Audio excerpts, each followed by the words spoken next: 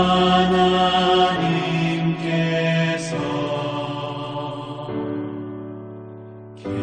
계시도다.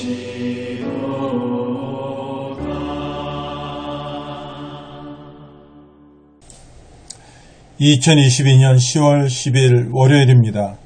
매일 성경 오늘의 말씀은 사무엘하 14장 1절에서 20절까지입니다. 다윗 요압의 계략에 이용당하다 라는 제목으로 말씀을 드리겠습니다. 압살롬이 암논을 죽인 후 도망간 이후에 있었던 이야기입니다. 18장까지 이어지는 압살롬의 반란 사건의 모든 과정을 다루고 있습니다. 다윗은 압살롬이 암논을 죽이고 도망간 지 3년이 지나면서 암논의 죽음에 대한 슬픔이 많이 누그러졌습니다. 이 사실을 알고 요압은 압살롬을 데리고 오기 위한 방책을 생각해냈습니다.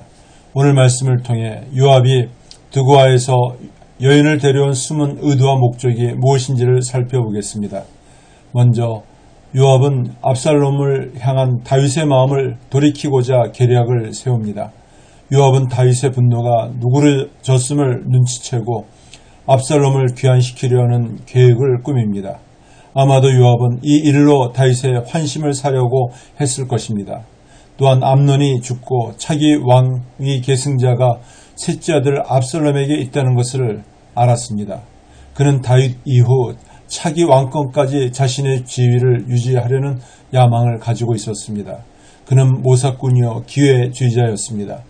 요압은 이 시기를 놓치지 않고 압살롬을 귀환할 수 있도록 이를 꾸몄습니다. 다음은 요압의 지시를 받은 드고아 여인은 다윗의 마음을 흔들어 놓았습니다. 요압은 드고아에서 지혜로운 한 여인을 데려와 압살롬에게 내린 형벌을 철회하도록 계획을 세웁니다.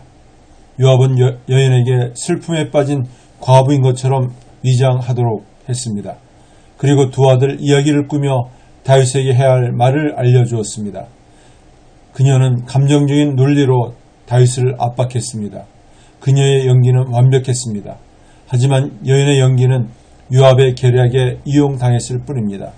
다윗은 여인의 간청을 받아들여 그 아들이 죽지 않도록 보호해주겠다고 맹세까지 하며 약속했습니다. 그러나 다윗의 이러한 약속은 그 사건의 지위 여부나 사실적 증거를 확인하지 않고 단지 그 여자의 말만 듣고 경솔하게 말한 것이었습니다. 결국 다윗은 감정에 사로잡혀 반쪽짜리 사실로 된 이야기를 잘못 판단하게 되었습니다. 마지막으로 다윗은 드고아 여인의 배후에 요압의 계략이 숨어있음을 알아차렸습니다. 요압이 시키는 대로 말한 여인의 이야기가 다윗의 마음을 움직였습니다. 하지만 압살롬이 저지른 죄의 본질을 흐리고 다윗의 판단을 막았을 뿐입니다. 다윗은 여인의 말에 넘어가선 안 되었습니다. 다윗에게 고통을 주고 이스라엘의 분란만 가져왔습니다. 마침내 다윗은 드고아 여인의 의도를 눈치챕니다. 하지만 이미 맹세까지 한 약속을 돌이킬 수 없었습니다. 다윗은 여인의 배후에 요압이 있음을 알게 되었습니다. 말씀을 맺습니다. 다윗은 교묘하게 사실을 왜곡한 이야기에 현혹되어 대의를 잃어버렸습니다. 다윗은 드고아 여인의 이야기를 통해 압살롬을 품는 용기를 가졌지만 다말에 대한 위로와 회복, 암논을 죽인 압살롬에 대한 공정한 처벌을 내리지 않았습니다. 다윗은 정의를 바로 세우지 않은 상태에서 압살롬을 그냥 집으로 돌아오게 했습니다. 이것이 반란의 씨앗이 되고 맙니다. 진정한 자비와 용서는 죄인이 회개하고 돌아올 때 베풀어지는 것입니다. 회개 없는 자에게 주어지는 면죄부는 오히려 위험합니다. 기도드리겠습니다.